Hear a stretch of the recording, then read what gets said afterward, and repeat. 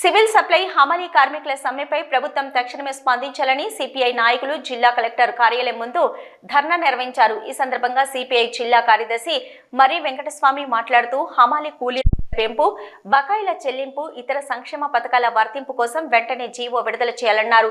Civil supply హమాలీ కార్మికులు చేస్తున్న సమ్మెపై ప్రభుత్వం తక్షణమే స్పందించాలని డిమాండ్ చేశారు। హమాలీ కార్మికుల కూలీ రేట్ల పెంపు, సంక్షేమ పథకాల వర్తింపు కోసం తక్షణమే ప్రభుత్వం జీవో విడుదల చేయాలని కోరారు।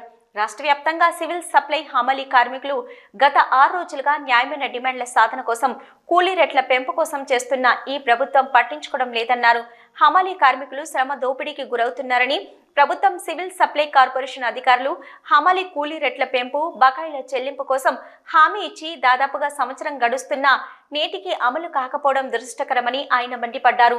స్వయంగా civil supply corporation commissioner DS Chauhan కార్మిక సంఘాలతో గత సంవత్సరం అక్టోబర్లో చర్చలు జరిపి హామీ ఇచ్చారని అవి నేటికి అమలు కాకపోవడం మూలంగా గత్యంతరం లేక హమాలీలు సమ్మె చేస్తున్నారని ఆయన చెప్పారు। నిత్యావసర వస్తువుల ధరలు రోజురోజుకు పెరుగుతున్నాయని, హమాలీ కార్మికుల కూలీ రేట్లు పెరగకపోవడం బాధాకరమన్నారు।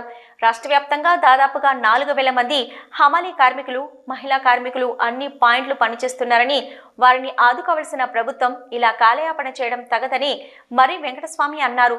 కార్మికులు చేస్తున్న సమ్మెను విచ్ఛిన్నం చేయడానికి అధికారులు చేసే ప్రయత్నాలను మానుకోవాలని తక్షణమే సంబంధిత మంత్రి ప్రభుత్వం చొరవ తీసుకుని కార్మికుల న్యాయమైన డిమాండ్ల సాధన కోసం కృషి చేయాలని ప్రభుత్వాన్ని కోరారు। ఈ కార్యక్రమంలో ఏఐటీయూసీ జిల్లా అధ్యక్ష ప్రధాన కార్యదర్శి Tekumalla Sammaiah, Reddy Buchanna Yadav, Telangana civil supplies corporation హమాలీ యూనియన్ నాయకులు ఎం అంజయ్య, ఏ రాజయ్య, శ్రీధర్, ఏ మల్లయ్య, బాలరాజు, వెంకటేష్, సాంబమూర్తి, సంతోష్, గొర్రె కనకయ్య, గడ్డి లక్ష్మయ్య, లక్ష్మీ మల్లయ్య, రాజమల్లు హమాలీ కార్మికులు పాల్గొన్నారు। సమస్యల పరిష్కారం కోసం ప్రజలు, కార్మికులు, కర్షకులు రోడ్లెక్కే పరిస్థితి దాపురించింది। ఇచ్చిన హామీలను నెరవేర్చుకోవడంలో వైఫల్యం చెందింది। సిడబ్ల్యూసి హమాలీ కార్మికులు 6 రోజులుగా నిరాహార దీక్ష చేస్తూ ఉన్నారు। ఇచ్చినటువంటి హామీని, ఇచ్చిన ఒప్పందాన్ని అమలు చేయకుండా, జీవోను జారీ చేయకుండా 4 నెలలుగా కాలయాపన చేయడం ద్వారా ఈ నెల 1వ తేదీ నుండి 6 రోజులుగా సమ్మె చేస్తున్నారు। సమ్మె చేసిన ఈ రాష్ట్ర ప్రభుత్వానికి మరి చీమ గుట్టినట్టు కూడా కనిపించడం లేదు।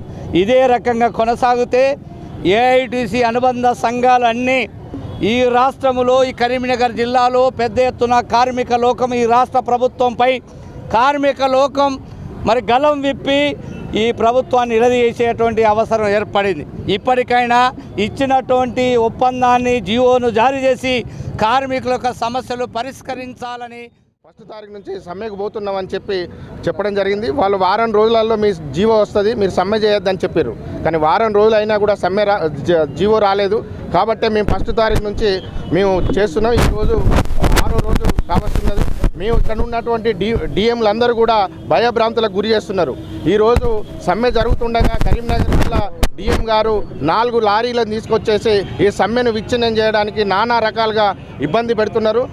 అట్లాగే సమ్మెను విచ్ఛిన్నం చేయడానికి అనేక ప్రయత్నాలు జరుగుతున్నాయి। మేము ప్రభుత్వానికి ఒకటే హెచ్చరిస్తున్నాం, మీరు కనుక సమ్మెను విచ్ఛిన్నం చేయాలని, సమ్మె ఏఐటీసీ కార్మిక వర్గానికి కొత్త కాదు, సమ్మె కార్మికుని యొక్క జన్మ హక్కు।